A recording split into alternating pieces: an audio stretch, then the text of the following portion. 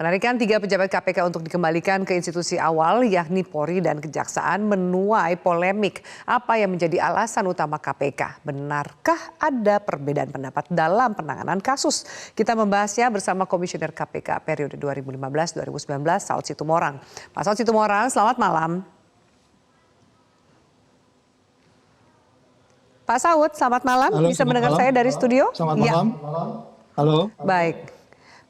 Pak Saud, kan memang sebenarnya sebuah mekanisme yang wajar untuk kemudian ada penarikan ke institusi awal baik kepolisian maupun kejaksaan dari KPK. Surat permintaan dikembalikan ke institusi awal ini hal yang biasa saja. Tapi kenapa Anda melihat banyak sekali kontroversinya dalam surat 4 pejabat yang dikembalikan ke institusinya? Ada jaksa senior, kemudian ada jenderal di situ. Apa yang menjadi tanggapan Anda? Ya, kalau Mbak Afi bilang tadi wajar, saya bilang nggak wajar. Ya kan, kalau wajar itu di bawah Undang-Undang 30 tahun 2002 itu wajar. Jadi waktu itu kalau pakai Undang-Undang KPK lama, Undang-Undang 30 2002 itu dia ada periode, ya. Jadi setiap satu periode itu 4 tahun dan maksimal 2 periode gitu. Jadi itu undang-undang lama. Di undang-undang baru ini itu semuanya itu mereka udah ASN, tuh nggak pulang juga sampai pensiun boleh di situ. Karena mereka udah ASN semua. Kalau dulu jadi kan dia udah kirim ASN pulang kampung dong, Pak Saud, sebenarnya. Iya, nggak perlu. Kalau menurut undang-undang baru ini nggak perlu. Jadi mau selamanya di situ juga boleh karena semua udah ASN semua. Jadi ini memang jadi aneh pernyataannya. Jadi bahasa-bahasa bersayap yang dikatakan karir segala macam pada masa waktu lalu, iya itu. Makanya pada masa periode yang ada sekolah, ikut Sospim dan lain-lain. Jadi itu pembenaran aja. Iya. Pak Saud, sebenarnya yang mengatakan wajar bukan saya. Saya jelaskan bahwa yang mengatakan hal tersebut merupakan mekanisme yang wajar dan tidak terkait dengan persoalan lain. Disampaikan oleh Kabag Pemberitaan KPK Ali Fikri untuk menjelaskan ada 4 pejabat KPK yang kembali ke institusi asal. Ini perwakilan dari KPK saja mengatakan hal itu wajar. Namun ada juga yang mengaitkan informasi ini ternyata perbedaan pendapat, terutama yang dikembalikan ke institusi ini dengan Ketua KPK soal penanganan kasus. Menurut Anda bisakah itu terjadi dikembalikan ketika memiliki perbedaan pendapat soal penanganan kasus? Nah, ini makanya saya bilang semua biang kerok Republik ini sampai dari G20. Bayangin G20, 20 negara, indeks persepsi korupsi kita sekarang kita di negara ke-18 ya. Terpuruk banget itu ya. Dari 20 negara G20 itu semuanya diawali oleh Undang-Undang KPK itu sendiri. Jadi dengan Undang-Undang KPK itu ada sangat yang berbeda ya ketika kalau kita mulai dari 2012 ya. Dari 2012 itu semuanya naik semua gitu ya. Karena di 2012 itu kenapa itu naik sampai 2019 angka 40. Terakhir saya belum meninggalkan KPK itu angkanya 40. Anjlok saat ini ke 34. Jadi dari tahun 2012 itu naik ke atas karena pada tahun 2012 ada yang namanya Jakarta Statement. Jadi UNDP terus kemudian yang lain-lain ya UNODC negara-negara lain itu udah hadir di Jakarta membahas apa yang namanya Jakarta Statement. Keluar ada sekitar hampir puluhan poin. Poin itu diantaranya membahas tentang tidak ada boleh abuse of power yang dilakukan oleh pimpinan pemberantasan korupsi, kemudian bagaimana merekrut anggota, bagaimana mengembalikan anggota dan seterusnya. Ya kan itu di Jakarta Statement dari tahun 2012 itu. Nah, itu makanya indeks persepsi korupsinya naik terus karena kita dikawal itu instrumen internasional. Ya. Apa yang terjadi dengan sekarang ketika dari 40 turun ke 34? Apa yang terjadi di mana Jakarta Statement yang tadi Anda sampaikan?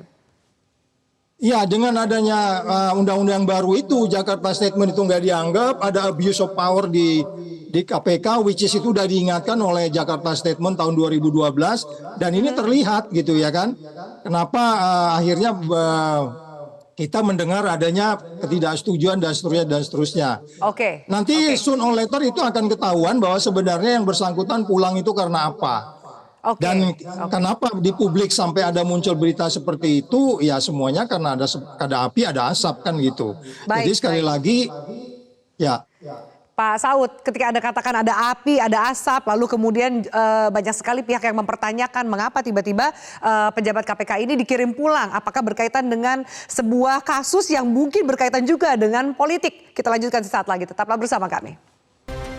Baik, pemirsa, kita lanjutkan. Pak Saud, informasi yang beredar kan adanya perbedaan pendapat yang kemudian akhirnya para pejabat ini dikembalikan ke institusinya dengan alasan akan mendapatkan promosi. Tapi perbedaan pendapat mereka mungkin cukup signifikan dengan Ketua KPK, Firly Bahuri. Soal penanganan kasus, saya sebut saja kasus Formula E yang bisa jadi terkait dengan politik. Informasi dari apa yang bisa Anda sampaikan, mungkin dari rekanan atau orang dalam atau apapun. Apakah ini benar bahwa pengembalian itu terkait dengan perbedaan pendapat soal penanganan kasus Formula E? saya belum confirm ya, belum berani mengatakan ada apa namanya kepastian tentang itu.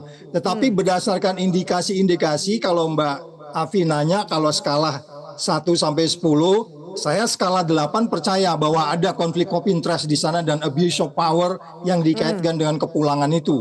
Saya percaya skalanya kalau 1 sampai 10 ada skala 8. Itu indikasi-indikasinya banyak. Dengan kasus Formula E-nya skala sampai berapa itu kebenaran informasi itu? Ya bisa juga 1 sampai 8 karena itu kan sudah terlihat bahwa kalaupun tidak benar ya sejumlah media yang pernah memuat itu ya harusnya itu bisa dituntut itu bahwa terjadi perdebatan di sana sampai beberapa kali yang kemudian ingin menaikkan kasusnya, terus kemudian ada skor dari 5 pimpinan itu berapa orang setuju berapa orang tidak, itu semua kan tidak sesuatu yang rahasia udah milik publik. Ini kan indikasi-indikasi yang menurut saya kalau itu benar sekali lagi saya katakan kalau itu benar itu harus dilawan karena itu abuse of power dan bisa menimbulkan ketidakstabilan dan kerawanan bahkan bisa menimbulkan kerusuhan kalau itu dilakukan oleh mereka. Ya, Pak Saud, lalu bagaimana perlawanannya jika benar itu terjadi? Maka ada persoalan besar di KPK di mana persoalan non hukum bisa mengintervensi aparat penegak hukum. Ini bisa merusak independensi dari pegawai KPK yang mempertanyakan loyalitas mereka didasari pada pihak-pihak tertentu. Bagaimana cara melawannya dan bagaimana cara membuka apa yang sebenarnya terjadi? Kembali lagi makanya saya katakan kembali lagi di Jakarta Statement itu jelas di situ tentang apa yang dituntut, tentang transparansi, tentang apa yang harus dilakukan. Nah, apakah mereka sudah transparan? Akhirnya tidak transparan dan menimbulkan kecurigaan dan akhirnya menimbulkan ketidakpercayaan secara keseluruhan untuk negeri ini di dalam pemberantasan korupsi dan itu yang membuat nyungsep itu yang disebutnya indeks persepsi korupsi.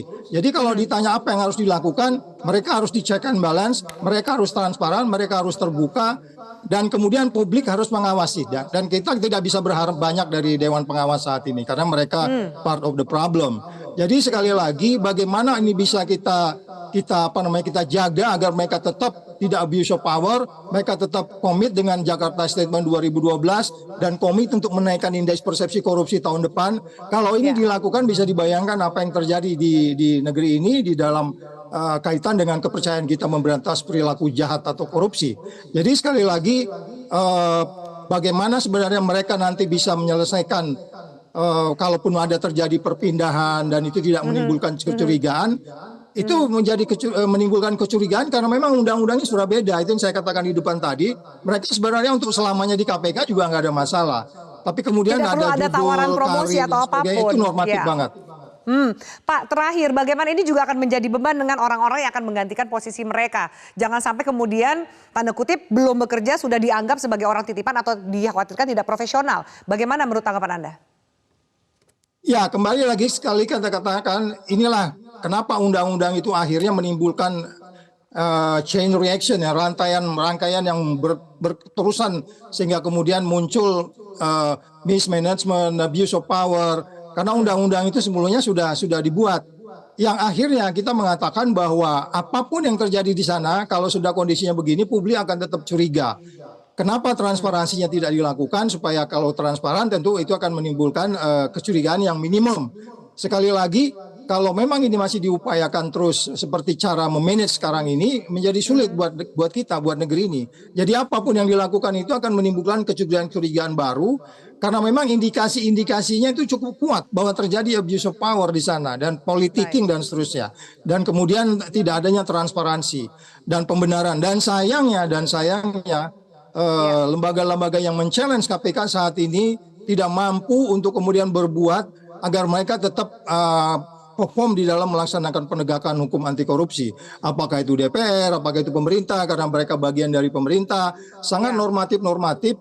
Dan ini sebenarnya berbahaya buat negeri ini, Mbak. Baik. Baik Pak Saud, terima kasih banyak. Kita lihat kebenaran dari tadi Anda katakan apakah benar atau tidak skalanya 1 sampai 8 intensitas seperti itu. Kita kawal bersama supaya kemudian memang lembaga anti rasuah ini bisa bekerja dengan profesional sesuai dengan harapan masyarakat dari sisi pemberantasan korupsi. Terima kasih untuk waktu dan juga diskusi kita di Prime Time News pada malam hari ini.